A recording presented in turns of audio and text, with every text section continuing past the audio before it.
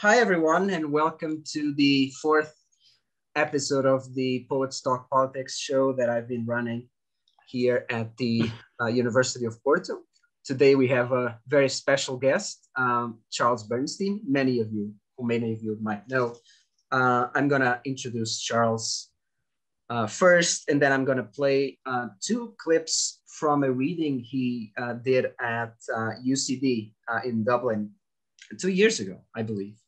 And also I'll link in the description a very interesting conversation we had about a number of topics related to Charles's poetry.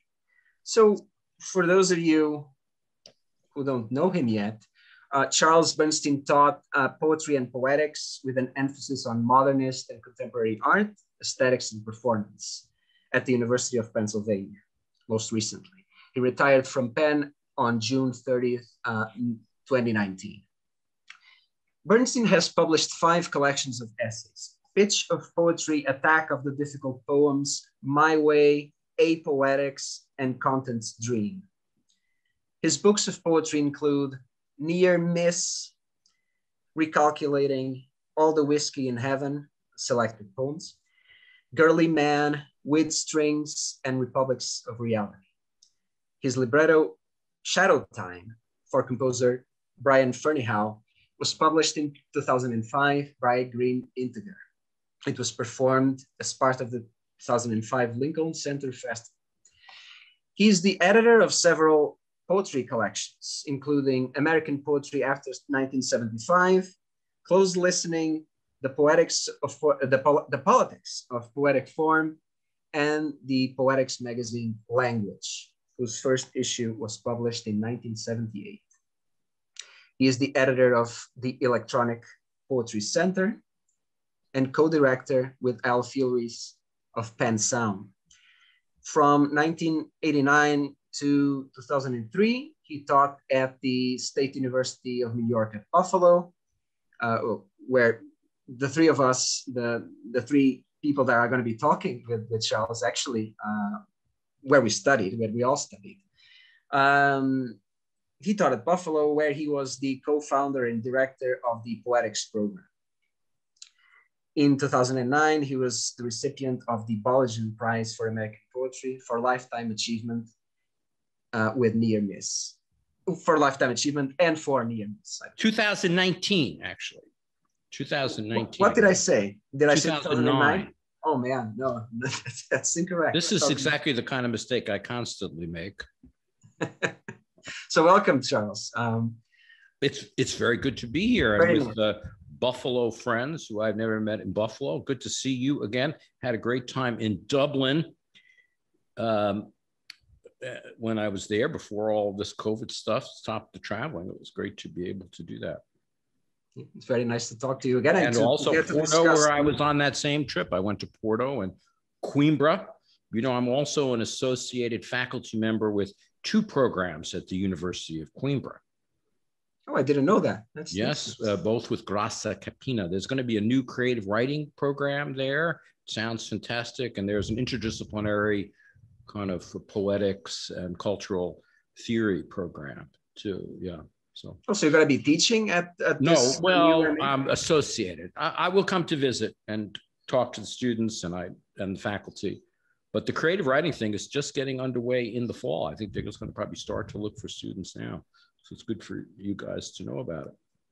Yeah, no, I did know about it, and that's really nice. I believe that Graça might know about this event too. I did. Yeah, good. No, I mean, I since I'm talking to you and I know that you're come out of Coimbra, I wanted to mention that Coimbra connection. All right, Charles, I'm gonna, if you don't mind, I'm gonna then, as I said, play 2 poems from the reading you did in Dublin, and then we'll start talking about the new book, and we'll ask you some questions about it. Okay.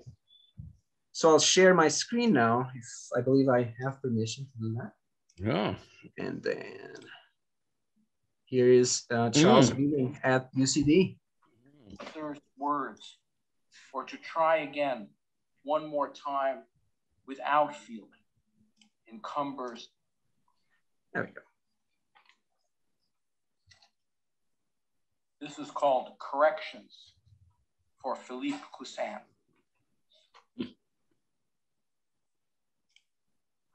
So this Philippe Cousin is a poet and conceptual writer from Chile, and he asked a group of people and published it online to write corrections, a set of corrections. So this was mine. I wouldn't touch it. It's perfect, just as is. You capture something. Well, I've never seen anything like it. Don't let anyone make you change the first line. I mean, it's a cliche, but I love cliches. And it's offensive. I mean, no one calls Jews that anymore. But the important thing is it conveys how you think, even if it's scary. Maybe for the next poem, you could increase your vocabulary. I mean, great things can be done with just the most common words, but sometimes it adds a bit to go outside that list. I mean, don't make yourself neo-Baroque, for God's sake. Also, you know, you don't need to repeat the same sentiment over and over. I know you're mad and you think no one listens to you, but it's not like everyone you don't agree with is a fascist or a racist. You know, what about the actual fascists and racists? But hey, I could see how this really gets over your point of view. And that's what's important. Revising, trying to make the work aesthetically interesting, that's just a lot of elitist nonsense. Say what you hate. That's poetry. So maybe we can actually talk about this poem a little bit first before moving to the next one. It's interesting. I'll just say this, that it's interesting that in the new book, actually, you have a lot more poems than normal, I believe, about Jewishness and about, you know, being a Jew and am I Jewish? I had forgotten about that. Oh my God. I was trying to keep it a secret, you know, but I guess I couldn't resist the Jewish joke. Is it accurate to say that this new book, that you do have like more poems about it, and that you feel that this is a relevant question for your poetics and for your politics as well? I love that you're asking this question about correction. Although, of course, there is a line about Jewishness in there. That is still striking me. It's funny. You didn't bring me here all the way to Porto to be accurate, did you? You don't really expect me to be accurate. You said, is it accurate to say?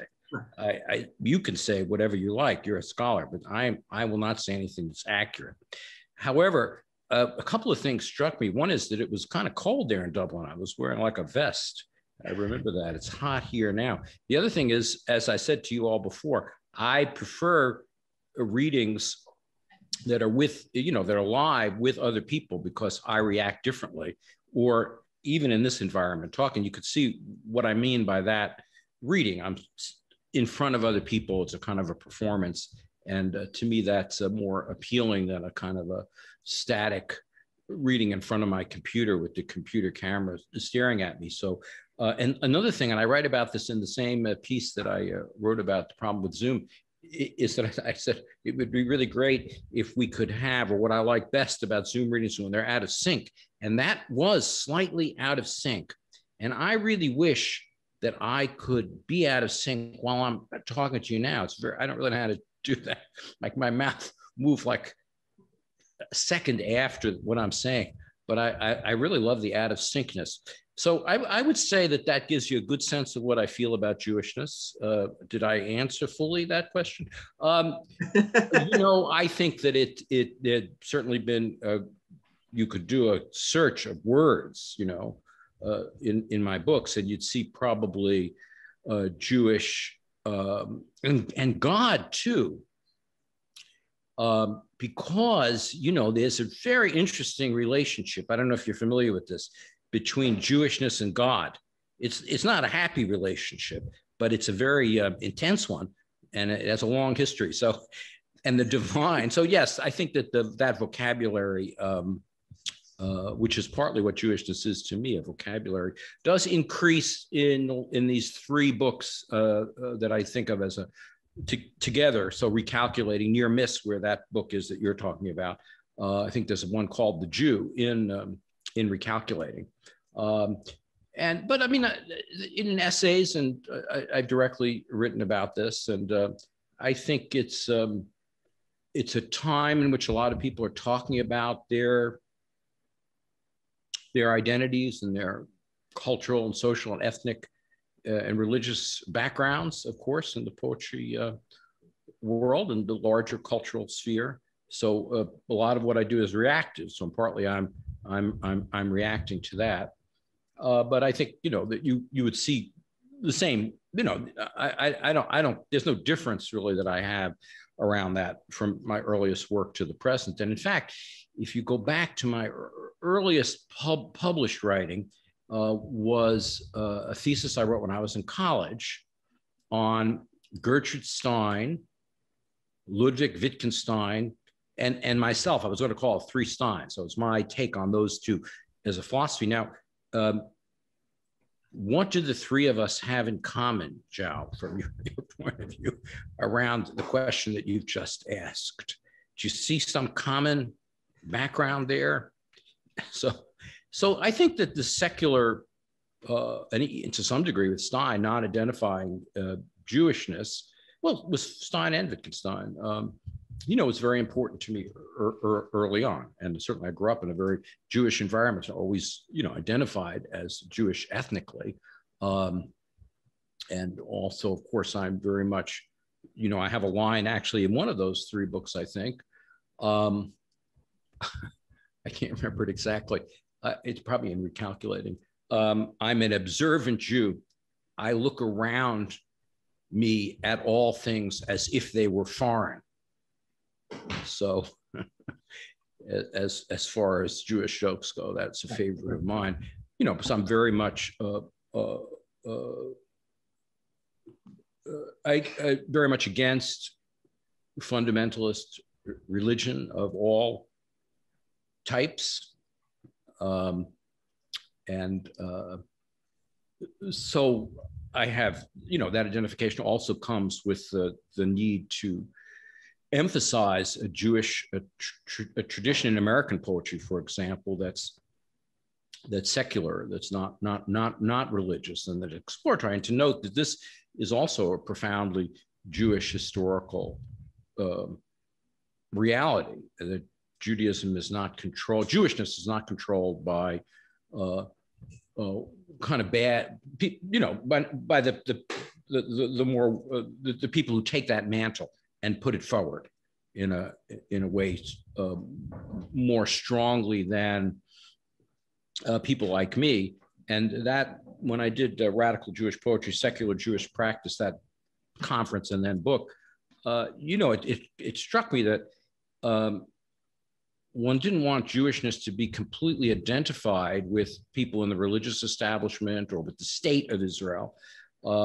And that a lot of what people associate with Jewishness has nothing to do with that and wouldn't really be recognized by those official Jewish institutions. For example, most famously, let's say the Marx Brothers or Larry David or Mel Brooks. In other words, Jewish comedy. And that's the Jewish world that I feel closer to. This is a very long answer to your first question, but and I have to emphasize, not accurate. I think Freud, I believe he was also Jewish, but I'm not sure. Maybe he was a Buddhist, one of them. He could talk about what I've missed in my answer, what I'm evading. Thank you for that, Charles. No, I think that's exactly what I thought you would talk about. That that tradition, as you said, of the Marx Brothers and Jewish comedy and whatnot. The Marx Brothers are like God to me. Right. Would you, Alina and Diane, would you like to? My cigar is my pen. Oh, do you think that the pen and the cigar, that has some kind of Freudian? I'm sorry. Can we cut that out of the tape? But actually, what you're drinking too you know, these symbols You don't know what it is, yeah. What do we want to do with all these symbols? That's true. And we have a psychoanalyst with us. Good. Ray over there is, I look forward to that. Yeah, we'll try to make sense of all of this at some point in our discussions. Would you guys want to say something about this particular poem, or do we? I wanted just to ask something else, something more about the poem as a whole, Charles. We really didn't talk about that poem at all. Right. Just the one line. Yeah. So this idea, I think, of elitism, right, is something that at least in Near Miss, you go back to a lot. I mean, even in the Attack of the Difficult Poems, right, the whole idea of experimental writing being something just for a select group of people and whatnot. And here, in this poem, in Corrections, right, you're sort of the idea that you're trying to explore, I believe, is that it's not about just saying what you mean and being immediate, being authentic and whatnot, right? And this is, of course, a very loaded topic and a very important topic given the time of extremisms that we're still kind of going through. But it's interesting that in that particular book, I did see you, and in those two, in fact, in Recalculating, I believe it's in Recalculating that you have a poem about a group of middle-aged men communicating on a dating website or something with very weird nicknames. Oh yes, of course, yes, yeah. Dear friend, which uses the scrambled the spam, the way spam put in wild and controlled characters, and yes. So it does seem to be like a theme or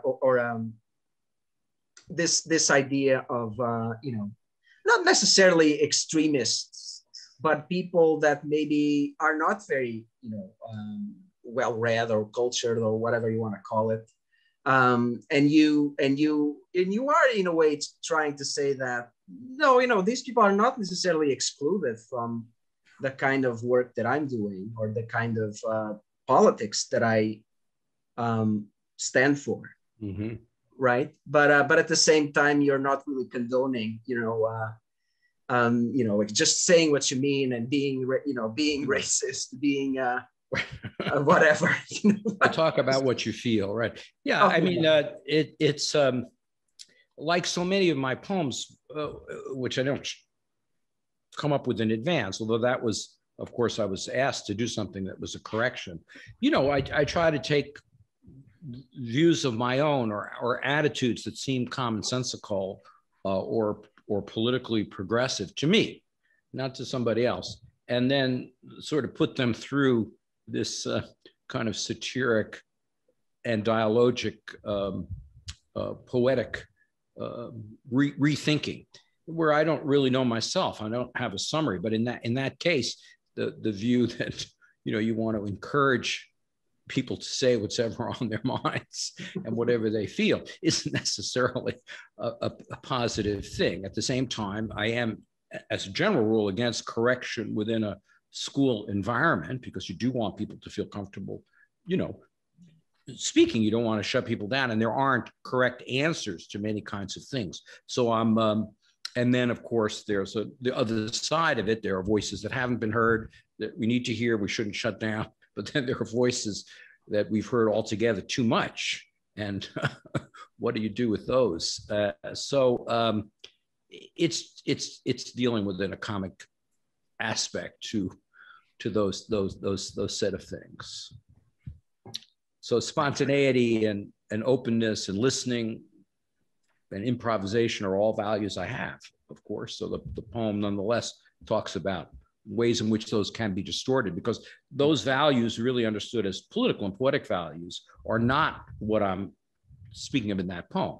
So you can't, any term can be taken into an abstraction where it becomes the opposite. Political terms, political values, everything. Like freedom, for example, in the United States is embraced by me for sure, the people I know, but also by the extreme right, by what I call the profa, the anti-fa, the profa, embrace this concept of freedom. Freedom for me, but not for you. You can go to the camps, but I don't want to take my vaccine, so it's that's freedom too. So it's all of the, and it isn't a problem with them understanding what the word freedom is. Just that one word. Single words and concepts are insufficient for politics. So that there gets into the thick description of those three books and my other books too. Right. Maybe do you guys want to now suggest, maybe Elena, do you want to suggest a poem for Charles to, or for me to play from among those that I have here, and then we can start talking about Topsy-Turvy? Well, yeah, I had a question that related to theory of pottery, or at least it references that briefly. So I don't know if we can hear that somehow. All right, theory of pottery. Yeah. I have it alphabetized here, so I can see the theory of pottery. Follow with me in your hymnal on page 53. I'm sorry, I don't have the organ accompaniment. Theory of pottery. You brought it, you bake it. Never forgive a sucker on a break. To receive is to be easily burned. Once smitten, argue for slide. Invictus today, toady anon. There's less to appearance than it seems. Elude elision, and the swamp will suck the bejesus even from a rock. Better to overpay than buy a lemon. Better to buy a lemon than get squeezed. Better squeezed than hung out to dry. Better hung out to dry than better hung out to dry than be buried alive. Fancy is at the root of illusion and the soul of truth. A kick in the ass will never abolish asses. So I'm very interested in what your thoughts are on that, Elena, because my thoughts are exhausted just reading it. So what I could say about that. Yeah, stop saying. Yeah, it's an interesting text, and it made me really think about the relation between politics and the mundane and poetry, of course. So I feel like thinking about these relations is something that has always been a part of your poetry, but in this collection, it's perhaps even more prominent with all these very familiar turns of phrases that are then turned to slightly unfamiliar. So in many texts, like in the theory of pottery, there are these familiar sayings, cliched expressions, like the idea, you brought it, you bake it, or something like that. And in a later poem, we find you break it, you thought it, and things like that. Right, the same, right. Well, you break it, you bought it is I sometimes can't remember what the saying is, and after I've destroyed it, I can think of my own reversions of it. But yeah, you break it, you bought it. It is the underterm of which these are variants. Yeah. And anyway, and then later on, also in Poetic Citizenship and Negative Dialectics, there's the sentence, when language grapples with the unfamiliar or repressed, it will more likely sound strange than familiar. So I'm kind of thinking that all of these things, all these reworking a trite language, and then the statement and all these things, they're sort of maybe connected in a way. So do you maybe want to talk more about reworking trite, mundane language and what kind of potential that might have politically or otherwise, maybe? Yeah, I mean, I just, as I said earlier, I mean, I'm happy just to hear your comments and not necessarily respond, but I just go on to think about it further. But you're certainly on to a lot of things that are significant to me. One thing I talk about in Pitch of Poetry I use this word more and more, as echo poetics, ECHO. So these echoes, which could be literary allusions, of course, they could come from poems or from the Bible onward. Traditionally, the Bible, the Old Testament, was the source of a lot of literary allusions. A lot of people don't know the Bible sufficiently anymore, but the King James version, for many poets over centuries, provided something you could allude to, that people would know the allusion. The ads that I grew up with in the 1950s maybe don't hold up as well, because none of you would have heard those ads. So you have a lot of ephemera. Even you break it, you bought it, which I've always, I mean, a lot of people like that concept of don't drop something in the store. But also the other one, it was an ad probably from the 60s on the line. I think online is the name of the poem too, which was a mind is a terrible thing to waste. So but the source of that would be and that was for education, to have education for people not getting educated, but that's a lost original. So the original, I don't depend upon, and I don't really distinguish between high and low, as I'm saying in answers. You say kind of everyday, or the vernacular, or the demotic, which interests me, and it's the language that I speak and that people speak. That's the base level, but I don't differentiate philosophical sayings from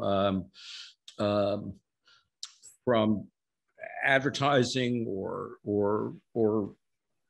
cliches or aphorisms. I mean, you can distinguish them in terms of their value and what they're saying, but they all mix in, and it's both that mix, but also this constant torquing or deforming or reforming that interests me. And that's to some degree intuitive, but it allows you to have a dialectical relationship with the everyday language, and as well as the literary and political language that surrounds, so that you think about that language. You're not simply subjected to its authoritarian imperatives.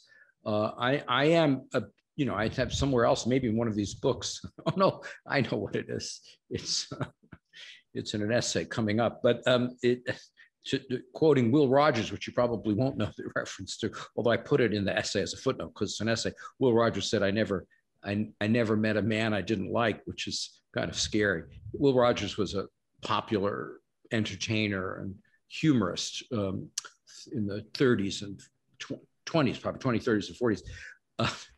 And I've always just have to think about what could that mean? Have you never left your house? I mean, but it's supposed to be friendly, you know. But I say I never met a cliche I didn't like.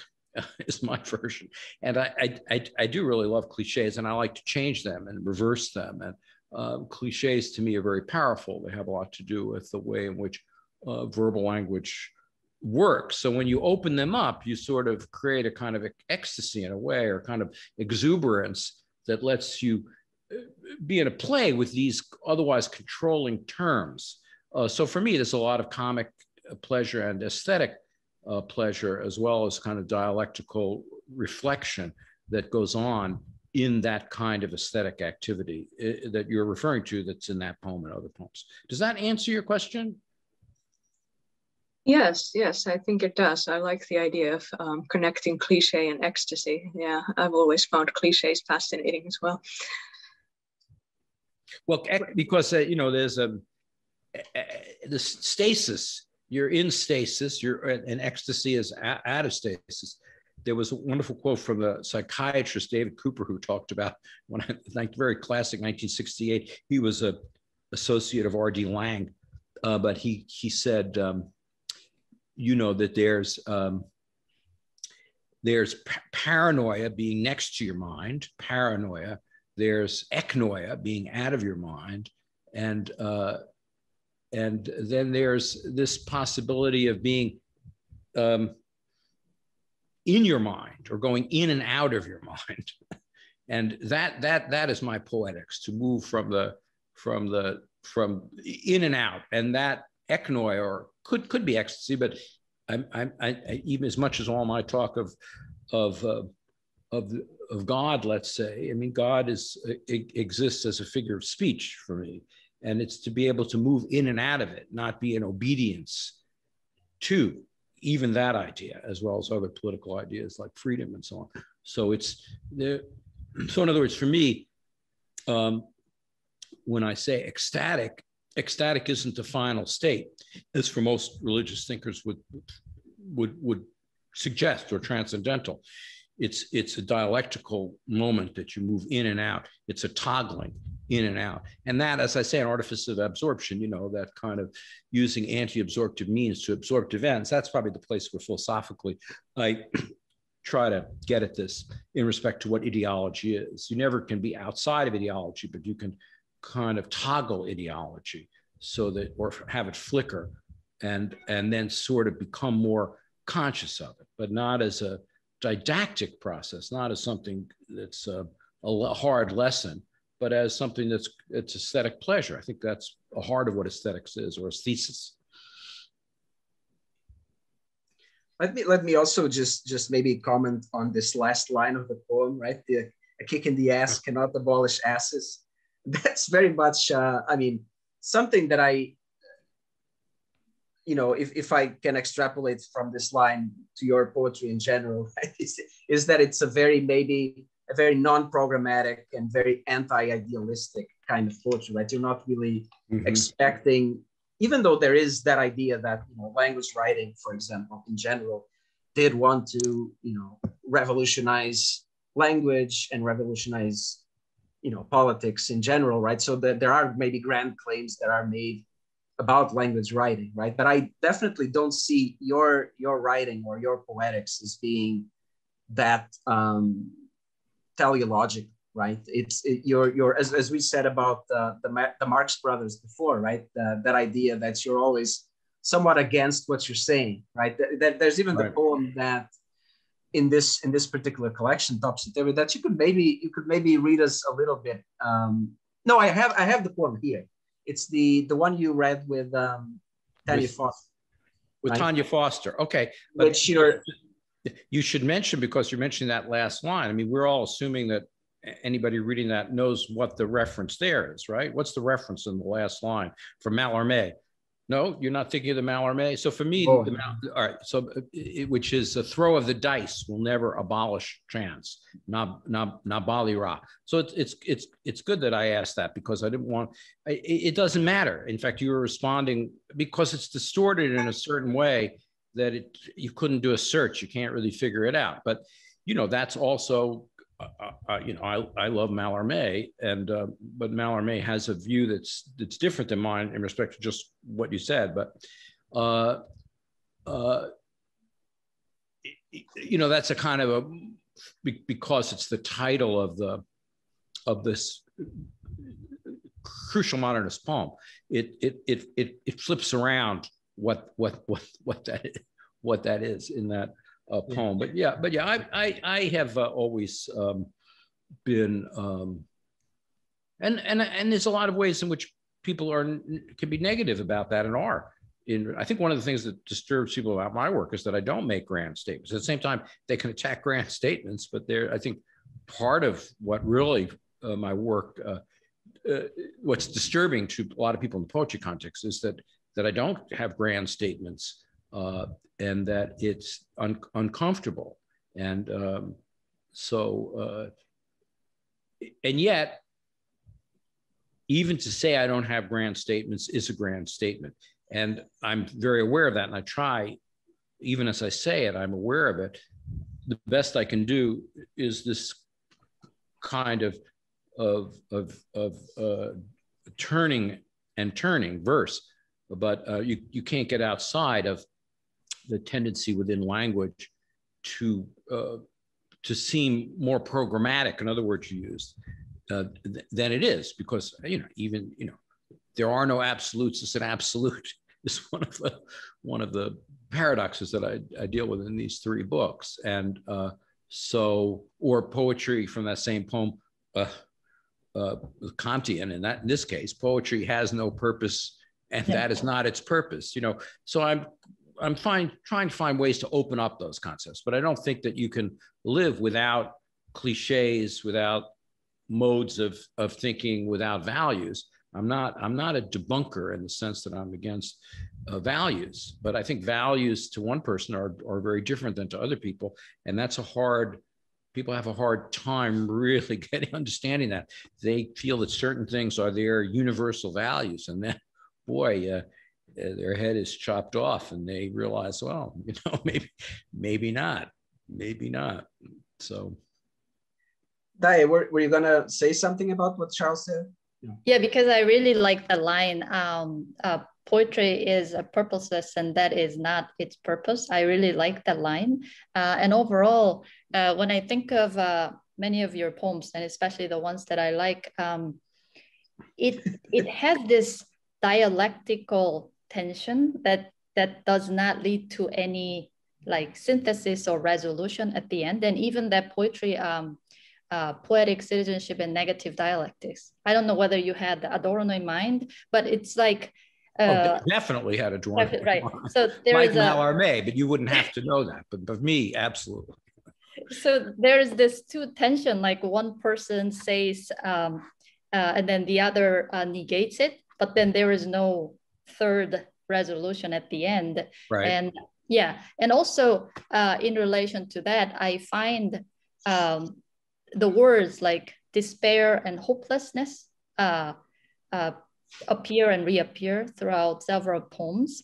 And there is one also line that I like, somewhere between hopelessness and despair is a stop called poetry. So again here. Get out now.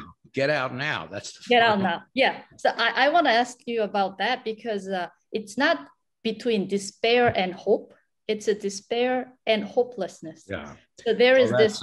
Right. So there is no, like, it's not absolute way out. It's not absolute nothingness or negation. It's sort of you relativizing, and there's this little crack or room that you kind of create for, I mean, maybe the space of poetry or something, poetic thinking. So that's something I had in mind. And also just in relation to that, I had the phrase, actually, I think it's from Agamben, the courage of the hopelessness. I was thinking about that in relation to also Walter Benjamin. That's actually one of my favorite quotes from Walter Benjamin, that it is for the sake of the hopelessness once that hope is given to us. And I think I want to ask you whether your poetry, or you think poetry in general for you, has something to do with this courage of the hopelessness. That's a wonderful comment, and I don't want to take away from your reading of it, which is very, consonant to what's there. But to agree that what you're saying is the realm in which I'm working and thinking. And part of what I want to do is to allow a reader like you to think about those things. So, in respect to courage, for example, you'll find that word less in my writing. Mm-hmm.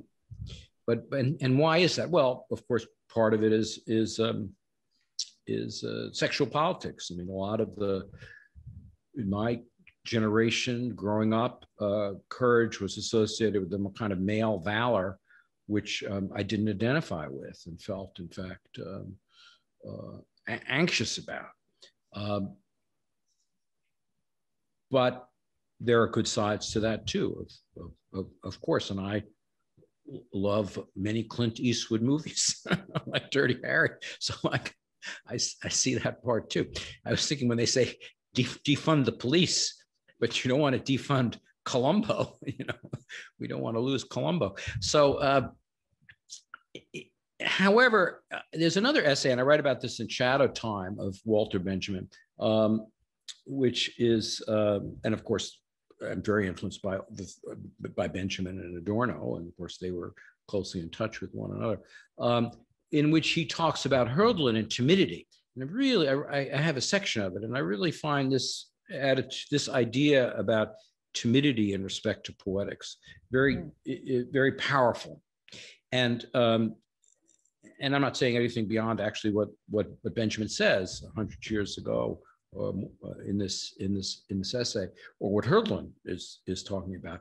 And this timidity also relates to both a rejection of certain kind of masculinist values of assertion and courage, but also to the kind of broad statemental and propositional and manifesto-like and claims or broad claims that are made by upstanding people or by radicals, both in the name of poetry, which to me, I feel troubled by, and I want to trouble. But I want to emphasize in this context of the three of you, which is why I'm seeing the three of you. I don't only know one of you in person. I'm meeting two of you, but still, it makes a difference to me. That particular views of mine, I would say would want to. I want to also historicize and make cultural. So even with respect to the Jewish point that Yao made, there's a lot of this character in a number of Jewish comedians, in fact, emphasize this kind of a timidity, the Jewish timidity, which interests me because it's very wily often, and it's a way of not getting smashed in the face and not directly confronting, right? And there's many possible, antics that can go around the way that you survive when you're outnumbered. But I would just say that these values too that I'm talking about, I'm not universalizing or even within my own culture. I'm not suggesting them as overall values. They're values that I have in my poetics, which you read and you respond to in terms of your own thinking and who you are. And somebody might say, have the opposite things that they're putting forward. And that would be the right thing for them, because though terms like courage or coraggio, I like the Italian for some reason, I don't know why I like that. In other words, coraggio I like as a response to tragedy and grief, and like we have with the COVID crisis, or people have right now in Ethiopia and Tigray, people starving there. I mean, it's hard to know what to say in the face of that, and yet I think you can say things. So in that context, it's a very, very specific, but I think also the hopelessness and despair. I mean, that is a kind of joke. It's not a very funny joke, because that isn't a choice, right? You might say there's a stop between hopelessness and despair. There's a stop called poetry, but it's very accurate to my poetics. And there is a difference between hopelessness and despair, but it's in the dialogue between them. So my problem is that hope suggests that things are going to get better. It gets better was the ad that was on television about coming out as a LGBTQ person, but it doesn't get better for many people in many cases. So sure, it may get better for you, and I certainly hope and work for it being better for people who are suffering, pro-fa violence. And I think in this case, laws being passed in Hungary right now against LGBTQ people is pretty scary stuff. In America, things are better in that respect. So, but it doesn't always get better. So that's the problem. Poetic problem is, how do you deal with that? And of course, human beings in different cultures and poetry is filled with fantastic resources that respond to that. And that's what I mean by poetry, because I think poetry is not just a frivolous thing that you read to make you feel better. Poetry can offer, and literature, and visual art, aesthetic works can offer you ways to deal with insoluble problems at here on Earth, of which there are many. I'd like that wasn't the case, but we all know that it is the case. And So it's the pragmatism, which is another part of my thinking, is, you go on in the face of difficulty, and how do you do that? Difficulty doesn't go away, but going on in that pragmatic sense is something that's that I'm committed to, even though it would be hard to say why. Why do you go on? Is that just a biological imperative? But I think a friend of mine somebody sent me a quote that I had in a poem, early poem, which I think was from Rousseau, which I like very much. It makes sense to me in this context. Rousseau, a college age. When I was in college, I read Rousseau with enormous abandon, but it was the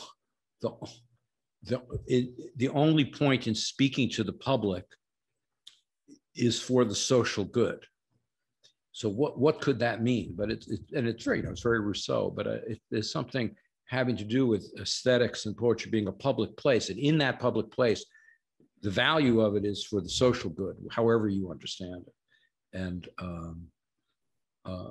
so that's something about the way I think about those issues. It's great, that performance, which if we don't play now, you can find it, or you can actually even post it, the link to it. But it's with Tanya Foster, reading the lines that contradict each of my statements with, and then it kind of flips around at the end, but that's the idea. You make any one of these. Talking to the public good is the only thing that, when talking to the public, the social good is the only necessity for doing that. No, it isn't. Of course it isn't. There are many other reasons. So, there's no stopping, there's no resting point, but you raise those possibilities and you see what they are. And then you see, but of course, those are not the only way you can look at it. And the reverse is often equally true as the proposition. I mean, that's in general my philosophical view, that you could reverse almost anything and get something that was, almost as right, because it isn't about that. It's about the relationship between, and that's negative dialectics too. I mean, that's comes into what negative dialectics, resisting what Adorno calls totalization. So maybe Alina can suggest another poem for you to read, Charles, and we can talk about that.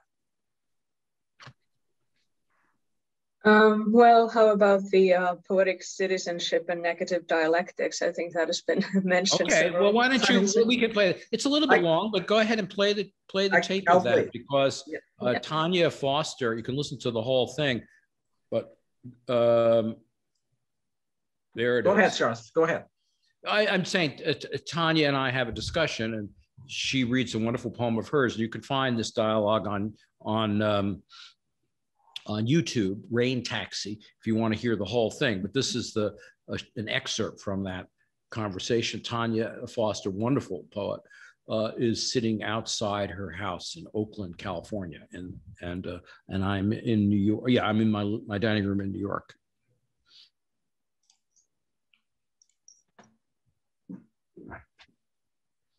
Now, I guess we should go on to read the poem that we're going to do together. And we thought we'd do this in two voices. Okay. We're not giving you it on the screen. It's called Poetic Citizenship and Negative Dialectics. It's something I wrote for a symposium at the CUNY Graduate Center, your alma mater, organized by Q Lee. She asked me to do something, and so this concept of writing about poetic citizenship, is an interesting one, and one that's very much along my lines. Although the responsibility as a citizen isn't the same as the responsibility of being a poet. So I'm going to read. This is all consisting of statements and then kind of contradictions in a different voice. And Tanya has graciously agreed to read the italics, and I'm going to read the Roman. And she makes a cameo appearance herself in this essay. Poetry is best that governs least. No, it isn't. Poetry and citizenship are inconsolably incommensurable, conjoined at the heart, but beating time to different drummers. From time to time. Aesthetic justice is symbolic and dwells next to, not in, the world of political action. The politics of poetic form is averse to the form of political prose. In your dreams. The kind of poetry I want is precarious and extreme. The kind of citizenship I want is neither. As if you can have it both ways. Accessibility is to prose what opacity is to poetry. As in, a long walk is better than a short pier. The dollar value of poetry can be calculated as the square root of the sublime times the negative sum of utopia divided by the excess derivative of an originality. You wish. The kind of poetry I want questions norms of identity by rocking and roiling. It traffics in error and errancy. It's a querulous query, but that's not the only kind of poetry I want. You could fool me, buddy. When language grapples with the unfamiliar or repressed, it will more likely sound strange than familiar. The strange is pretty familiar to me. Politics speaks truth to power. Poetry speaks truth to truth. Poetry is necessarily plural. Its strands are inimical to one another. Poetry is just as vital when it is refused by public space as when it occupies public space. The question is not why discomforting poetry, to use a phrase of Tanya Foster's. The question is not why discomforting poetry doesn't have a public voice in America today, but why that voice is cast aside. The question is not, is poetry dead again, but why are you dead to poetry?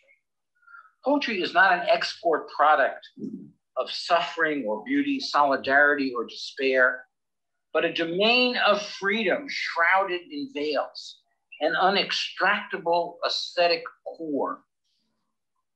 Poetry is a form of lamentation, not to split chairs, an expression of lamentation. Aesthetic justice turns an otherworldly eye to family, nation, community, rationality. Poetry so conceived is of the earth, not of the world. This is how poetry matters in the world.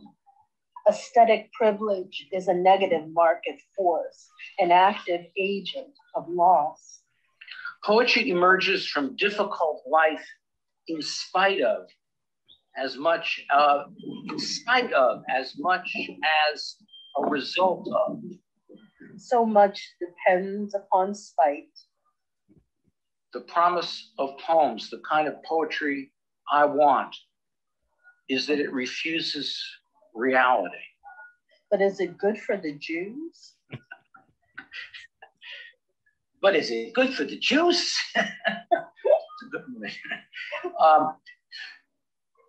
To be a poetic citizen is not to act as a citizen, but to perform as a poet.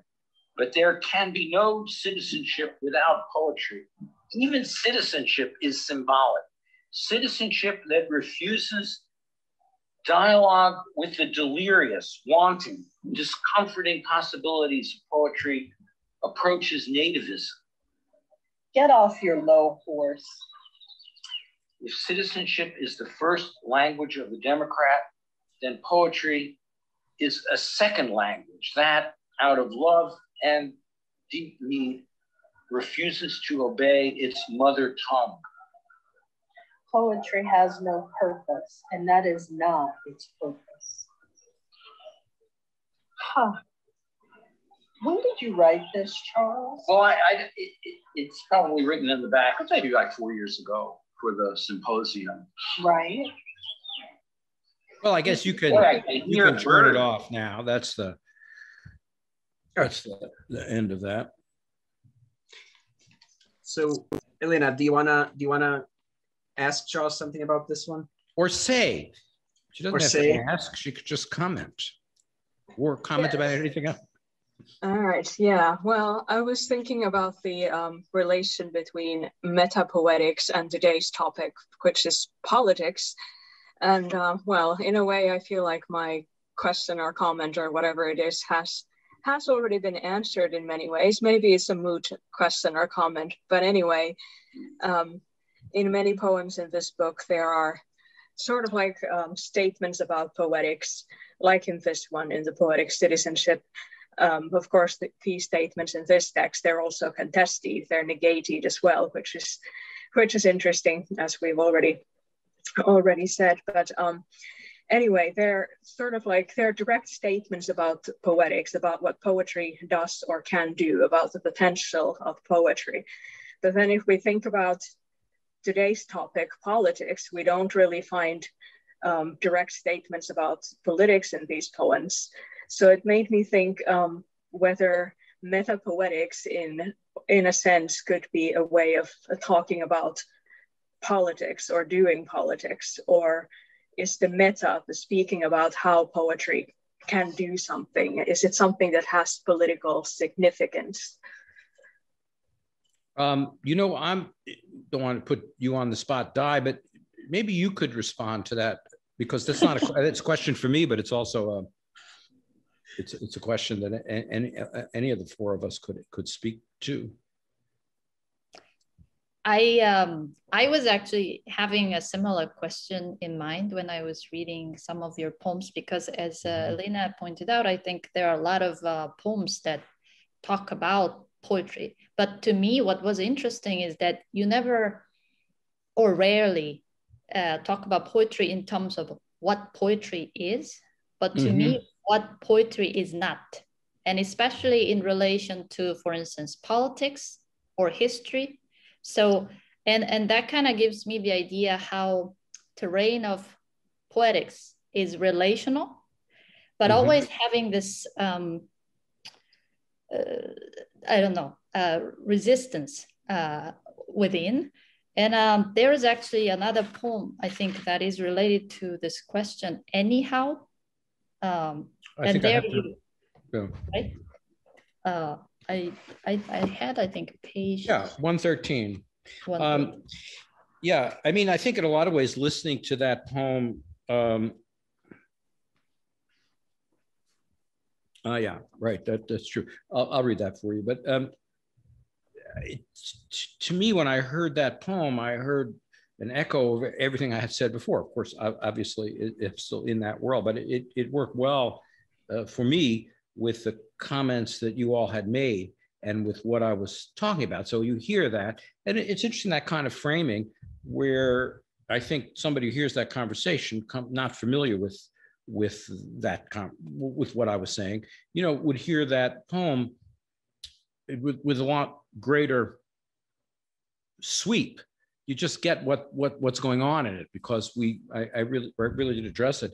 It's funny, that one line, somebody asked me, didn't really know why it was there, thought it was like a statement, is it good for the Jews? That's a Jewish joke. Many Jewish ethnic, something happens, we say, but is it good for the Jews? Was that evaluation? And one laughs.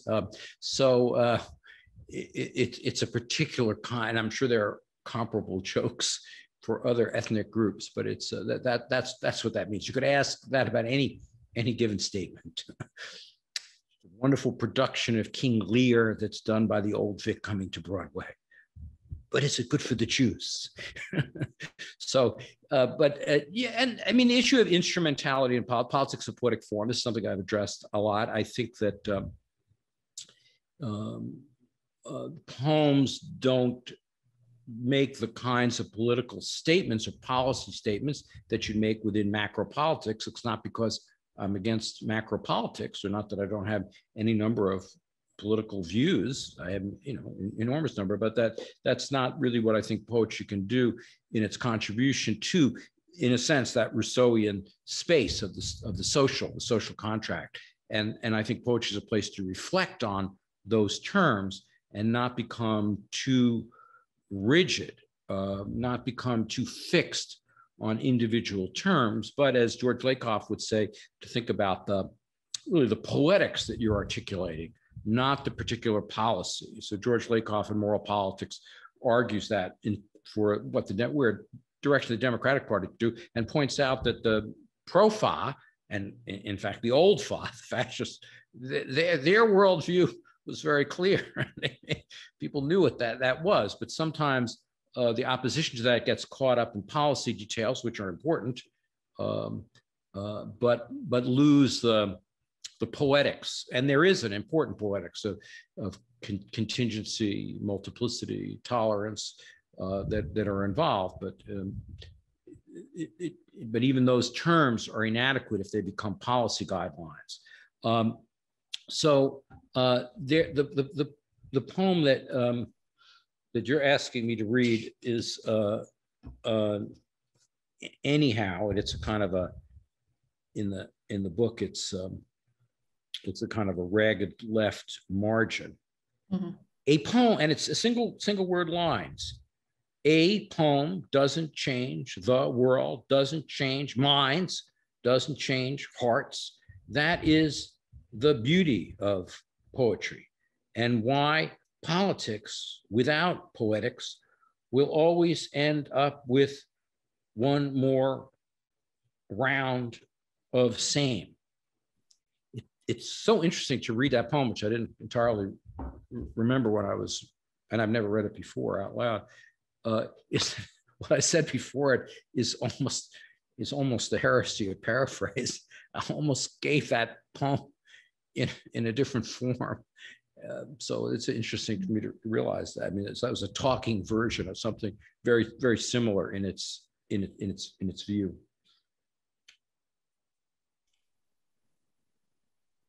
That poem almost is like two. I mean, I included it, and that's why I made the margins in the single words. It's almost like comes too close to just being statemental, but still okay. I mean, I like it. I want to put it in, but it's for me, rather than somebody is happy with a poem because it says so clearly what you have in mind. In a way, that poem is almost like too articulate. Right. that makes me slightly uncomfortable, which is why it's put on the page that way. But of the same is sort of like the throw of the dice will never abolish chance. This repetition of the same, which never occurs. The same is always different, but when one gets the constant repetition of any kind of language, even progressive language, it can have a deadening and hollowing effect and become like corporate logos. I don't know if you see the ads in the Olympics. I haven't really been watching much, but you know, they're giving you an example of what that is. A lot of the values being put forward by these large corporations are ones that I'm all for, but the way that they're reduced and put forward in the effort to sell products, you know, is certainly something to think about. And it's not hypocrisy, you know, hypocrisy I think is overused as the problem. It isn't hypocrisy. I think that the people putting those ads out and even the companies have those values, but it deadens what those values are. So we need to keep them real, like they say. Keep them real. But I like some of, I think you're right that some of these poems are like statemental, as you said, some of are stating, but at the same time, I think maybe it goes back to what you're saying about cliches and how much you like cliches and some of these. And there are two poems that have, I'm not asking you to read necessarily, but there's from Duplixities, and there's another poem called Duplixities. And also somewhere else you talk about how things like a mystery is not something that you discover when you lift the veil, but veil is a mystery self. And I think all these kind of things to me seem to resonate, because some of your poems seem to be deceptively clear. I mean, I'm not so well versed in contemporary poetics, but seem to be deceptively accessible in a way. But at the same time, there is always the sense of duplexity that you twist in other poems, or you contradict, you negate throughout your, I think, this book. And that's what I found interesting. Even like when I, going back to my first question about hopelessness, you talk a lot about that. And even in your first poem, Shelter in Place, there is that sense of being abandoned, entrapped. And I like the word anthropocene, not anthropocene, anthropocene, right? So there is that, the sense of a crisis that we have are not gonna be just temporary, but are gonna be with us. But at the same time, the last chapter of your book is called Last Kind Words, which also resonate back with the song you put at the beginning. So I was thinking, poetry, I was like, is this poetry last kind words, but in kind of paradoxical way? So there's that whole tension for me. That's how I read that hopelessness, but then there's that sense of kindness, whatever that means. And it's not that therapeutic feeling politics that you don't want to associate your poetry with, but at the same time, there is a sense of room for something that helps us to, I don't know, think about these problems, not in. So that was. No, what you say is very encouraging and heartening for me, and it's the best. It makes me the happiest to imagine the reading that you're giving. So I completely am at delighted to hear you say that. And also I'm trying to create environments with words that allow for the kind of experiences that you're having. And so that also includes, the state mental. I love what you said, deceptively accessible. This is a lot about lying and truth and so on. And, in a way, that's my deceptively accessible is one of my running themes. I'm as accessible as any poet can be, and yet I'm involved with a discourse that constantly wants to make an elitist or inaccessible claim. But but that's because you don't want to hear what I'm saying. It's not because it's not accessible. You say that it's inaccessible to dehumanize it, to say that it isn't part of our liberal humanist way of expressing things. But I think it's plenty accessible. You just don't want to hear it. And so I like deceptively accessible because and deceptively inaccessible. I mean, that's the burden of really two poems. Thank you for saying thank you in an earlier book, and thank you for saying you're welcome, one of which begins, this is a completely accessible poem.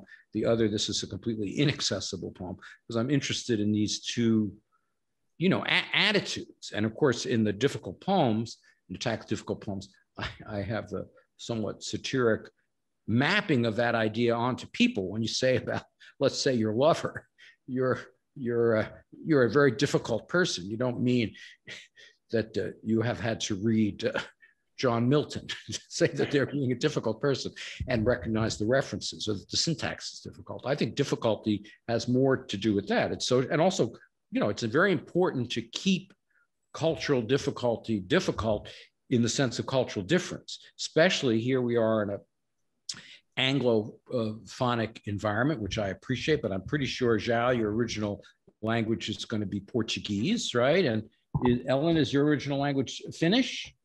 Yes. So you're in Finland, and your original language is Korean. Yeah, I was going to say, but interrupted by a text message about it's being delivered 200 miles away, which I forgot to turn that off. But those interruptions sort of interest me that they're occurring all the time. Yeah, so it's really wonderful. So I'm a native English speaker, although my grandparents spoke Yiddish. Never heard any of my relatives speaking Yiddish, but nonetheless, my grandparents did speak Yiddish. So, you know, that we don't want to make these cultural differences disappear. We're not all the same. And so accessibility also can erase insurmountable cultural differences of language. And English is great, but English, making everything in English does that to some degree, but it can be recognized, and acknowledging that here is worth doing at this point. So it's, but I also have the commitment to the idea that where we can come together, where there can be a point of contact, is in the difference, not the sameness.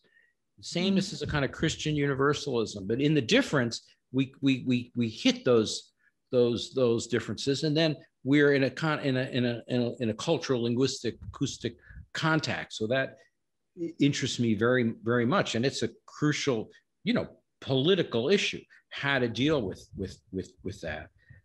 And so shelter in place was an early term that we used, and there are only a few post-COVID pandemic poems, but shelter in place was the first term that was used for staying at home confinement, social distancing. And it was a funny term because for those of us who grew up in the 50s, it was the term that was used for a nuclear war, that you go down to your basement in New York City. I don't think going to our basement was going to do us a whole lot of good if there was a direct nuclear attack, but you put, I remember in elementary school, we would put up wood on the glass doors of the schoolroom, and we would shelter at under the desk, you know, shelter in case of an atomic bomb. Of course, we weren't that far from Hiroshima and Nagasaki, which was something that done by the government of the United States, my government. You know, that's such a powerful thing. I think about that so much. When I talk about courage, of course, I'm really into the 40s, and I was just watching a wonderful kind of war propaganda film with the Andrews sisters, which I thought was wonderful. All the young guys were going off to the war. And of course, you know, I appreciate those people. I appreciate that they, you know, considering the extermination of the Jews and the gypsies, homosexuals, I mean, in Europe, and a lot of those young guys were not going to come back, you know, and I don't take anything away from that. At the same time, we all grew up living with what happened in Hiroshima and Nagasaki, the same country, the same war machine. And talk about contradiction. This isn't abstract. It's inaccessible, though, because how can you deal with? And then, of course, what's galvanized so many of us, the civil rights movement and the anti-Vietnam War resistance, because I think for my generation, again, born 1950, 1968, I was 18, that double history made us feel like we had to go into the streets, that we could not continue to drop napalm onto Vietnamese people, which was, you know, very, very a position that was not taken by the government or by the Democratic Party. And so, you know, all of those things come into shelter in place. And I was asked by Tanya, actually, to read that poem for incarcerated people. And not that poem, but to read something. They were doing a poetry reading for folks in prison. And of course, the prison issue, the incarceration issue is a catastrophe and a human rights abuse in the United States. Whole generations of Black young men go through that criminal justice system and are incarcerated. And it's so one of the things in that recording is that, you know, I'm thinking of that context when I'm reading it, even though I'm just reading it in a video that I made. So anthropocene. Perhaps we could play it now since it's so. Anthropocene is also not just the period, but the people speak about humanity and humanism as a positive thing. From my point of view, the human is obscene. It's also sacred. It's also beautiful, but it's unspeakably horrific aspects of human beings on this planet, human life. So that anthropocene is the obscene aspects of our behavior as Homo sapiens. But yeah, go ahead if you want to play that. How long did you want to make this whole event, by the way, Charles? It was supposed to be an hour and a half. Okay, so we're coming upon another 10 minutes. That's good. I'm all in favor of not having things be too long on these video events. Right. Because I know, for one thing, the synchronized swimming is coming right up, and I don't want to miss that live in Tokyo. Oh, now that we've done I'm going to repeat this joke, our synchronized poetry event. This is our international group in competition with other synchronized poetry events. The reader will decide who gets the medal. They can always watch it later, though. You know, that's true. It will be there forever. So let me very quickly play that. That's where we left off. No, this is not the one. Okay. My name is Charles Bernstein. I'm in Brooklyn, New York. And I wrote this short poem a few weeks ago and sending it to all of you in Marion, thinking of you and thinking of all of us. The poem is called Shelter in Place. It's no-go from the get-go, strumming a Morden medley from the old days when we danced with abandon. Now we are abandoned. God's silence deafens us to each other, and the fiddlers diddle a familiar tune, familiar and deadly. Wake up, say those still small voices. The anthro-obscene is playing just north of here. And this is just a taste of what's to come.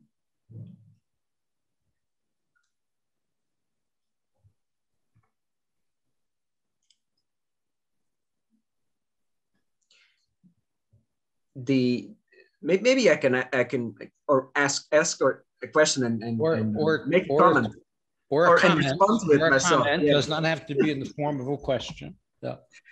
No, I wanted to ask you something about what Daye was saying before about like your poetry not being therapeutic, which is very interesting, and in the sense that, and also something else that you said was that you think of poetry as a way of multiplying or amplifying diversity, right? You want it to be, as diverse as possible, right? In terms of ideas and whatnot, right? But I was wondering though, like in the time of, atomization and divisiveness, like our own, in which maybe the most serious or one of the most serious problems that we have is precisely maybe too many different voices and too many conflicting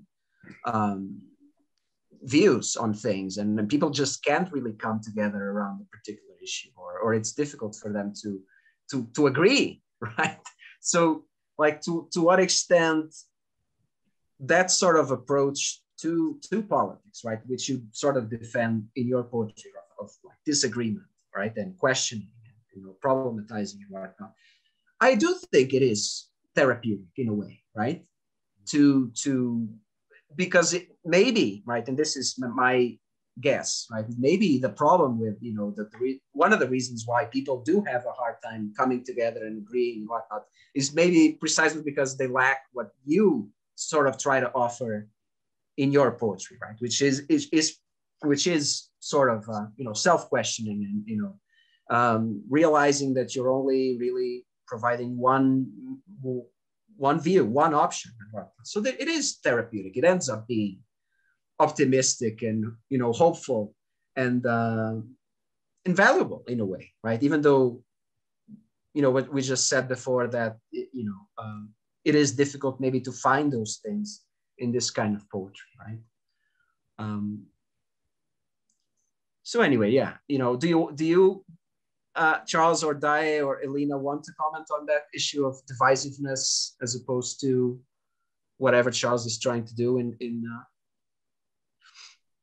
his work? I would definitely defer to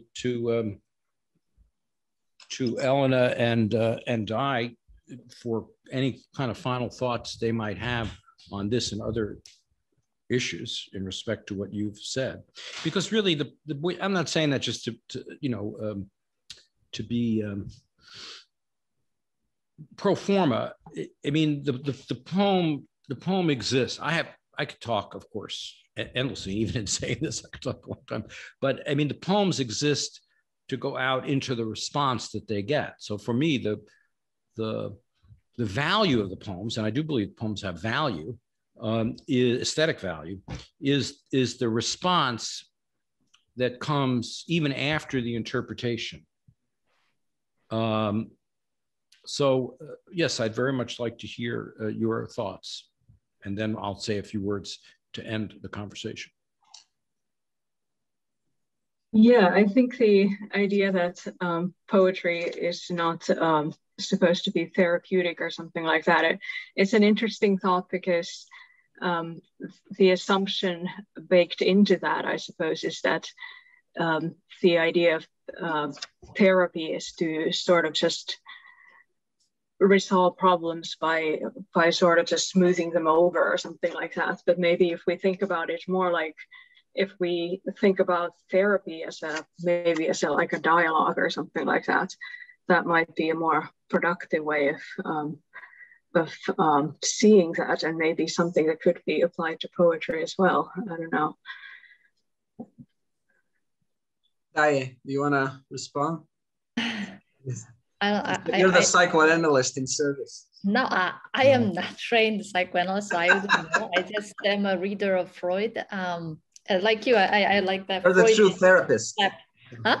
You're the true therapist among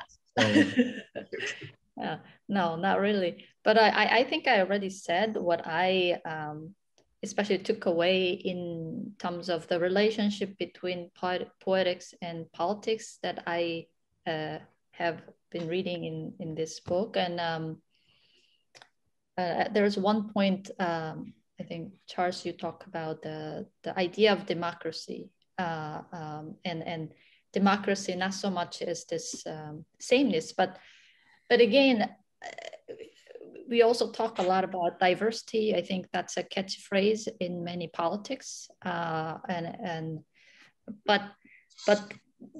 different, how we rethink of maybe difference, not in this sort of sense of diversity in just asserting my own identity, my group identity, or my group interest.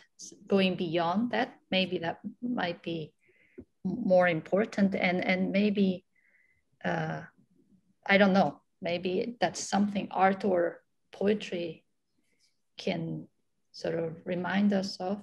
But yeah, I have to think more about that, I guess. Well, I think you know what you're saying makes a lot of sense to me, and I appreciate all three of you and your comments. And you know, of course, I'm very indebted to psychoanalysis, and a lot of my work, you know, couldn't exist without psychoanalysis. All of these terms can become, and practices, you know, are transformed depending on what you're talking about. I like TV as well, but there are aspects to TV that I don't like. I think in the kind of thing you're talking about, with an aspect of therapy that perhaps I'm averse to in respect to poetry, is a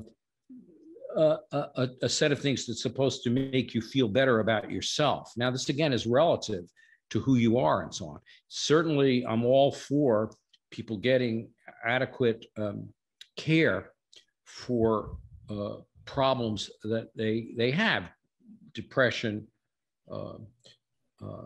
schizoaffective disorders.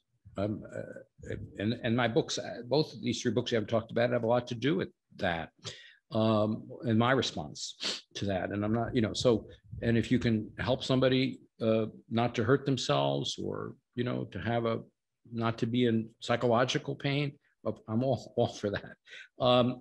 However, there is a kind of way in which a conception of poetry, which is self-betterment and uplift, which I think is counterproductive, because there are a lot of things about the world that you might want to feel worse about, and you can't make those things go away, but you can learn to live in the face of those things and with those things while recognizing. So this, I think, relates to what Dai is saying there and at the end. I mean, if we understand difference, it isn't toward an idea of sameness. It's actually toward grappling with difference that stays different. So poems, the kind of poems that I like, and certainly not just my poems, and not just poems in the contemporary or modernist period, but going back as long as we have written works, are providing what could be called, in the Winnicott sense, psychoanalytically, a holding space, a transitional object. And this is something that I think is very significant. And to understand what that is and how that works, and to prize it and to value it, is of the utmost importance to me. And I feel that, very much heartened by the connection I feel to the three of you in this conversation. So I thank you for inviting me. Thank you very much, Charles, for coming to talk to me again, and then for talking to my friends as well. So, and thank you guys. I didn't get to introduce you, but I'm sure that people listening to us already know who you are from previous episodes. So I'm sorry for. Thank you again to all of you, and I'll see you again on the next episode. See you again soon, Charles.